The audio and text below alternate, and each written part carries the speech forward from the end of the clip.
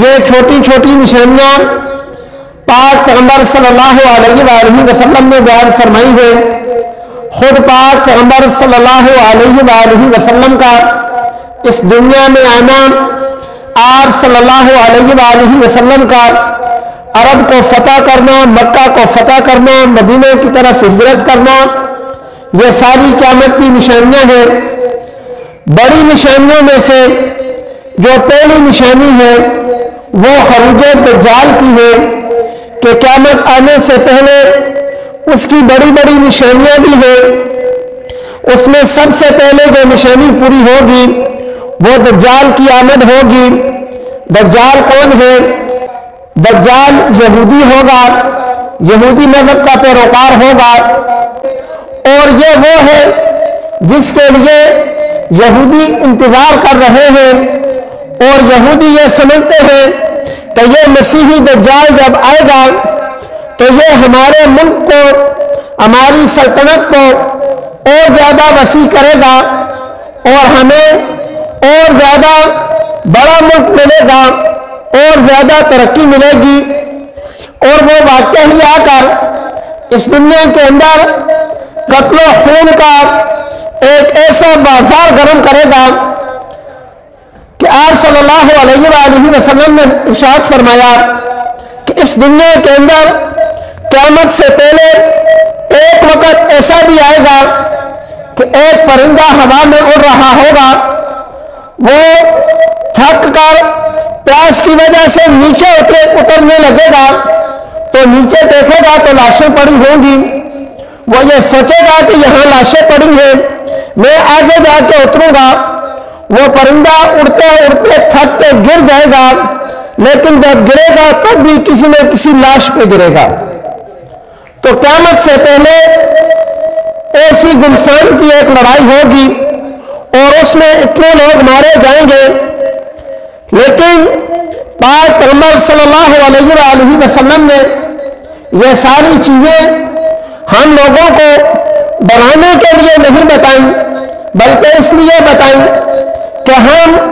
اپنے دین پر مضبوط جمے رہیں، اپنے دین کی خاطر قربانی دینے کے لیے تیار رہیں۔ اور آپ صلی اللہ علیہ وآلہ وسلم نے اپنی زندگی کے اندر جن چیزوں سے پناہ مانگی ہے، عذاب قبر سے پناہ مانگی ہے، آخرت کے عذاب سے پناہ مانگی ہے، آپ صلی اللہ علیہ وآلہ وسلم نے موت کی سختی سے پناہ مانگی ہے، اور چوتھی چیز جس سے آپ صلی اللہ علیہ وآلہ وسلم نے پناہ مانگی ہے وہ دجال کا فتنہ ہے۔ اللہ رب العالمین کے پاک پیغمبر صلی اللہ علیہ وآلہ وسلم نے فتنہ دجال سے پناہ مانگی ہے، اللہ رب العالمین سے حفاظت مانگی ہے۔ بہرحال یہ ایک فتنہ ظاہر ہونے والا ہے اور اس فتنے کو ختم کرنے والے مسلمان ہوں گے، مسلمانوں کی سرپرستی کرنے والے حضرت امام مہدی رحمۃ اللہ علیہ ہوں گے اور حضرت عیسیٰ علیہ السلام ہوں گے۔ اس دجال کو لوگ کے مقام پر حضرت عیسیٰ علیہ السلام ختم کر دیں گے، یوں یہودیوں کا زور ختم ہو جائے گا اور عیسائی حضرت عیسیٰ علیہ السلام کے کہنے پر مسلمان ہو جائیں گے اور ساری دنیا کے اندر ایک دفعہ اسلام پھیل جائے گا۔ اور آپ صلی اللہ علیہ وآلہ وسلم نے اس کی کئی دفعہ بشارت دی ہے، حتیٰ کہ آپ صلی اللہ علیہ وآلہ وسلم نے اپنی بیٹی حضرت فاطمہ الزہرا رضی اللہ تعالی عنہا سے ایک دفعہ فرمایا کہ اے فاطمہ، قیامت اس وقت تک قائم نہیں ہو سکتی جب تک تیرے ابو کا لایا ہوا دین دنیا کے ہر کچے اور پکے مکان میں داخل نہ ہو جائے۔ تو الہ العالمین مسلمانوں کو فتح عطا فرمائیں گے اور ایسے دجال کا خاتمہ ہوگا۔